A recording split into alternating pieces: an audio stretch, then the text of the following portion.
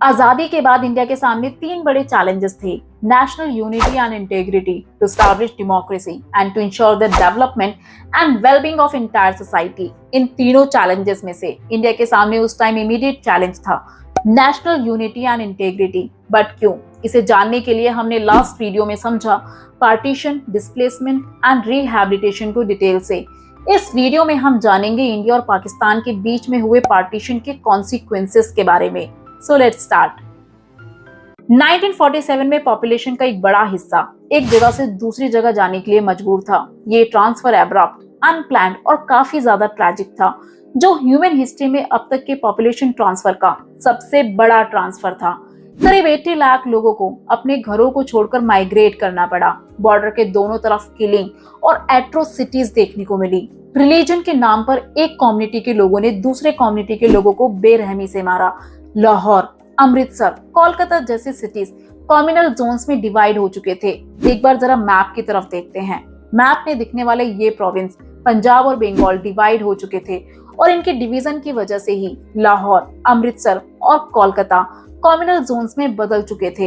अब जिन एरियाज में हिंदू और सिख लोग रहा करते थे, यह कहा जा सकता है जहां हिंदू और सिख मेजॉरिटी में थे, वहां मुस्लिम्स ने जाना छोड़ दिया था।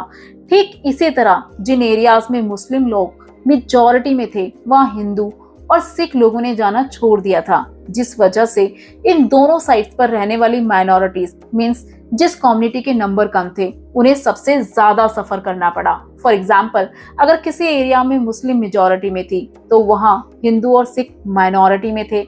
सेम इसी तरह ऐसे रीजन जहां हिंदू और सिख मेजॉरिटी में थे, वहां मुस्लिम्स माइनॉरिटी में थे, जिस वजह से माइनॉरिटीज अपना घर छोड़ने के लिए मजबूर हो चुके थे। ये लोग बॉर्डर क्रॉस कर एक साइड से दूसरे साइड पर जाने लगे, जिस वजह से इन्हें बहुत सी डिफिकल्टीज का सामना करना पड़ा। अपने घरों को छोड़ने की वजह से माइनॉरिटीज को टेम्पररी शेल्टर, रिफ्यूजी कैंप्स में रहना पड़ा। बट इसका इफेक्ट क्या हुआ? कल तक जो इन लोगों का अपना देश हुआ करता था, अब वहीं की पुलिस और लोकल एडमिनिस्ट्रेशन का बिहेवियर उन लोगों के लिए काफी अलग था। लोग किसी भी हाल में बॉर्डर के दूसरी तरफ जाना चाहते थे और ऐसा करने के लिए वो ये जर्नी पैदल चलकर पूरा किया करते थे। इस जर्नी के दौरान एक कम्युनिटी के लोगों ने दूसरे कम्युनिटी के लोगों पर अटैक कर दिया या उन्हें मार डाला। अब माइनॉरिटीज के साथ साथ अगर किसी ने इस ट्रांसफर में सबसे ज्यादा सफर किया तो वो थी विमेन। तो बात करते हैं atrocities suffered by women. Border के दोनों साइड्स पर हजारों की तादाद में विमेन को एब्डक्ट मींस अगवा कर लिया गया, जिस वजह से उन्हें अगवा करने वाले से शादी और अपने रिलीजन को चेंज करना पड़ा। और कई बार तो खुद फैमिलीज के लोगों ने अपने फैमिली ऑनर को बचाने के लिए अपनी डॉटर और डॉटर इन लॉ को मार डाला। ऐसे बहुत से लोग थे जो इस पार्टीशन को क्रिटिसाइज कर रहे थे, जैसे कि पार्टीशन के ट्रॉमा, किलिंग, डिस्प्लेसमेंट की सफरिंग को बहुत से राइटर्स, पोएट, फिल्म मेकर्स ने अपने नॉवेल्स, शॉर्ट स्टोरीज, पोएम्स और फिल्म्स के जरिए एक्सप्रेस किया। ये लोग अक्सर इस पार्टीशन का जिक्र करते हुए कुछ फ्रेजेस का यूज किया करते थे। इन सब के लिए पार्टीशन का मतलब था डिवीजन ऑफ हार्ट्स मींस दिल के दो टुकड़े हो जाना, जैसे कि शादत हसन मंतो, जिन्होंने पार्टीशन की थीम पर बहुत सी कहानियां लिखी, जैसे कि खोल दो, ठंडा गोश्त एटसेट्रा। क्योंकि इस पार्टीशन में केवल प्रॉपर्टीज, लायबिलिटीज, एसेट्स या कंट्री का केवल पॉलिटिकल और एडमिनिस्ट्रेटिव लेवल का डिवीजन नहीं हुआ था। इस डिवीजन में फाइनेंशियल एसेट, छोटी छोटी चीजें जैसे कि table, chair, typewriters, paper clips, book, musical instrument के साथ साथ गवर्नमेंट और रेलवेज के एम्प्लॉयज तक को बांट दिया गया था।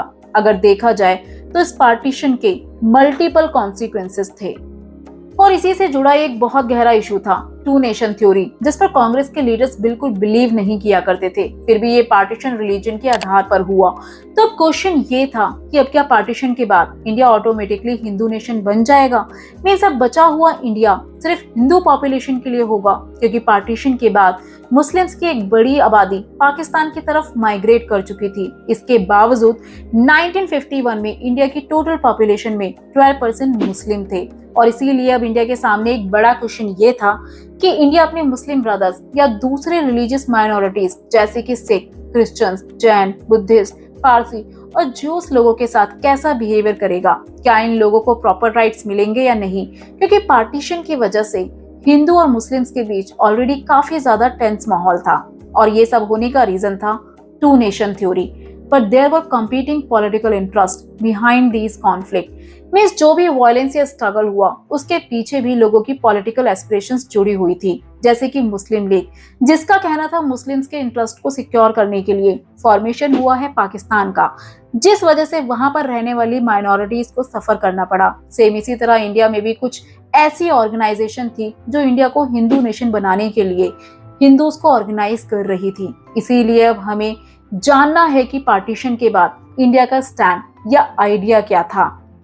So India must treat persons of all religions equally, and that India should not be a country that gives superior status to adherent of one faith and inferior to those who practiced another religion. Means India के mostly leaders सभी citizen को equal status देने के favour में थे, चाहे वो citizen किसी भी रिलीजन का हो। वो इंडिया को एक ऐसे रूप में देखना चाहते थे जहां किसी एक रिलीजन के लोगों को दूसरे रिलीजन से आने वाले लोगों के ऊपर सुपीरियरिटी ना दी जाए। एक सिटीजन चाहे वो किसी भी रिलीजन का हो, उसका स्टेटस बाकी सिटीजन के बराबर हो। और इसीलिए सेक्युलरिज्म जैसे आइडल को चेरिश किया गया और इस आइडल को हमारे कॉन्स्टिट्यूशन के प्रीएम्बल में इंश्राइंड किया गया। तो ये थे पार्टीशन के कॉन्सिक्वेंसेस। बट इंडिया की प्रॉब्लम्स यहाँ पर खत्म नहीं हुई, क्योंकि आगे इस चैप्टर में हम जानेंगे इंटीग्रेशन ऑफ प्रिंसली स्टेट्स के बारे में। Hope you like this video. For more, do like, share and don't forget to subscribe our channel.